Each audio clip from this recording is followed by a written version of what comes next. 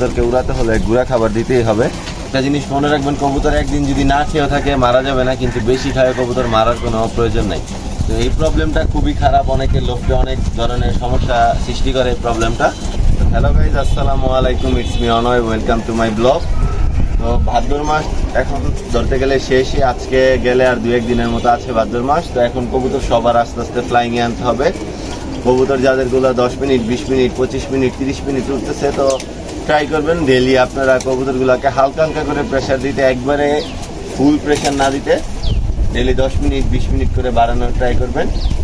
তো এই যে আমার কবুতরগুলো দেখেন, আল্লাহর রহমতে সবগুলা সুস্থ আছে। কালকে একটু প্রবলেম দেখা দিয়েছিল, তো প্রবলেমটা আজকে আল্লাহর রহমতে একটু সলভের দিকে গিয়েছে। তো আমি আমার কবুতরগুলোকে বর্তমানে কি খাওয়াচ্ছি বা আপনারা উলার খাওয়ার হিসাবে কি খাওয়াতে পারেন সেই বিষয়টা নিয়ে আজকে ভিডিও। তো ফার্স্টে আমি দেখাই মেইন উলার খাবারটা আমি কি দিচ্ছি কবুতরকে।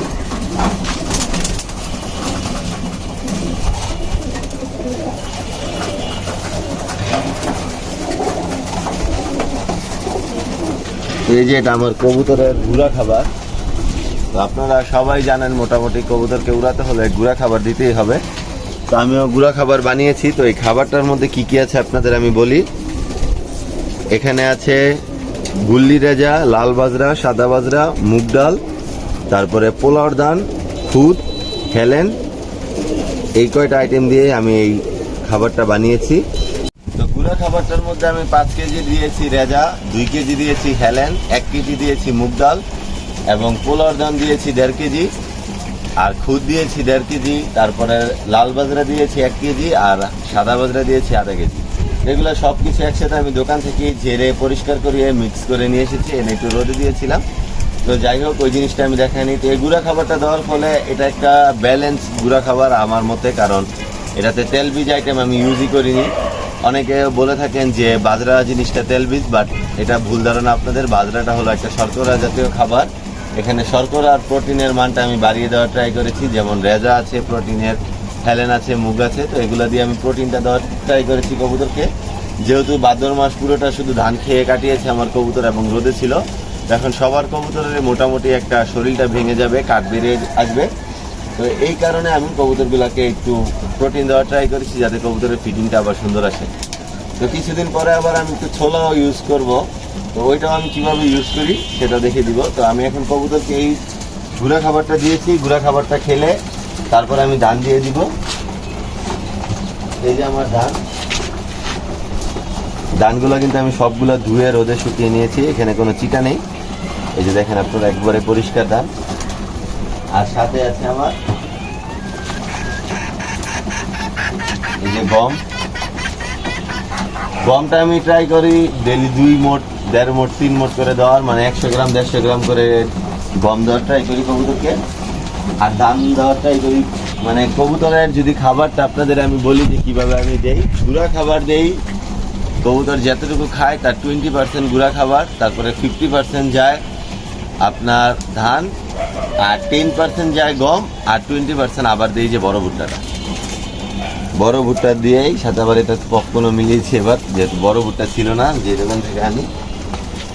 তো এইভাবে আমি কবুতরগুলোকে খাওয়াচ্ছি। আর এখন একটা কমন প্রবলেম অনেকের বাসায় হয়ে থাকে, যেমন এই যে এখন ওয়েদারটা একবারে ঠান্ডা, দেখে আজকে ভরপুর খাবার দিব কবুতরকে, কিন্তু বাই চান্স যদি কালকে সকালে বা রাতে একটু গরমটা পড়ে যায়, তো এই কবুতরগুলোর কিন্তু খাবারটা হজম হয় না। তো আমার বাসায় সেম এরকম প্রবলেমটা হয়েছিল। তো আমার কালকে অনেকগুলো কবুতরের বদ হজম ছিল, সকালে আমি এসে দেখি কবুতরের খাবার হজম হয়নি। তো এই জিনিসগুলোর জন্য আমি কিভাবে ট্রিটমেন্ট করেছি বা কি খাইয়েছি, কিভাবে করেছি সেটা আজকে আপনাদের বলি। কবুতরকে আমি যেদিন দেখেছি বদহজম, কালকে আমি কবুতরগুলোকে যেই পরিমাণে খাবার দেই তার অর্ধেকের থেকেও কম খাবার দিয়েছি। একটা জিনিস মনে রাখবেন, কবুতর একদিন যদি না খেয়েও থাকে মারা যাবে না, কিন্তু বেশি খায় কবুতর মারার কোনো প্রয়োজন নাই। যদি একটা কবুতরের দেখেন বদহজম হয়ে গেছে, সেটাকে আবার আপনি ওই দিন খাবার দিলেন, সেই খাবারগুলো আগের দিনের খাবারগুলো হজম হলো না, প্লাস আপনি নতুন খাবার দিলেন সেগুলো হজম করার শক্তি হলো না, ও শরীরের যে ইমিউনিটি সিস্টেম ওইটা নষ্ট হয়ে গেল, কবুতরটা মারা গেল। তো যেদিন দেখবেন কবুতরের বদ হজম হয়েছে, তো এখন এই কমন প্রবলেমটা হবে স্যালমোনিয়া ভাইরাস বলে, কবুতর বদ হজম হবে, প্লাস আপনার মনে করেন কবুতর যে পায়খানাটা করবে সবুজ হবে, চুনা পায়খানা হবে, বা আপনার দেখবেন খাবার যেরকম খাইছে এর অর্ধেক অর্ধেক পচা খাবার বের হয়ে যাচ্ছে, 2 দিন পরে কবুতর গা ব্যাকা হয়ে যায়। তো এই প্রবলেমটা খুবই খারাপ, অনেকের লোককে অনেক ধরনের সমস্যা সৃষ্টি করে এই প্রবলেমটা। তো এই প্রবলেমটা দেখলে যে নিয়মটা বললাম সেই নিয়মটা করবেন। আর যদি মেডিসিন দিতে চান, সেই মেডিসিনগুলা হলো, আমি আপনাদের দেখাই, এই যে কার্মিনার উপরে ভাই এই রোগের কোনো ওষুধ নেই।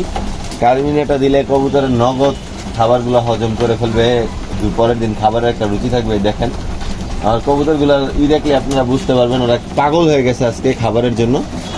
আর সাথে এই যে ফিলমেট ট্যাবলেট, ফিলমেট 400 mg। তো এই ওষুধগুলো আমার ওস্তাদ রবেল মামা আমাদের শিখিয়েছে যে কবুতরগুলোকে এই ওষুধটা দিলে কাজে হয়। তো রবেল মামাকে এই ফর্মুলাটা শেখানোর জন্য অনেকটা ধন্যবাদ। 1 লিটার পানিতে একটা ফিলমেট, আর যদি কবুতরের অবস্থা বেশি খারাপ থাকে 10 ml কার্বিনা পর্যন্ত আপনারা দিতে পারবেন। আর সচরাচর যদি নর্মাল কবুতরকে কার্বিনা দেন 5 ml করে 1 লিটারে দিলেই হয়ে যায়। তো এই তো আজকে আমি আপনাদের ট্রাই করলাম আমার কবুতর আমি কিভাবে উড়াচ্ছি, কি করে উড়াই, কি খাওয়াই না খাওয়াই সব আমি দেখিয়ে দিলাম। তো সবাই আমার কবুতরগুলোর জন্য দোয়া করবেন যাতে আমার কবুতরগুলা ভালো থাকে, সুস্থ থাকে, এবং আপনাদের কবুতরের জন্য আমি দোয়া করি সবার কবুতর ভালো থাকুক। তো কিছুদিনের মধ্যে আমি থ্রোও দিব কবুতরগুলো যাতে ভালো থাকে, এই আশায় এই ভিডিওটা করছি। আপনাদের কাছে দোয়া চাইলাম। যদি আমার ভিডিওগুলো ভালো লেগে থাকে অবশ্যই আমার চ্যানেলটা এবং আমার ফেসবুক পেজটা ফলো এবং সাবস্ক্রাইব করার মাধ্যমে আমার পাশে থাকবেন। তো আজকের মতো এখানেই শেষ করছি। আল্লাহ হাফেজ।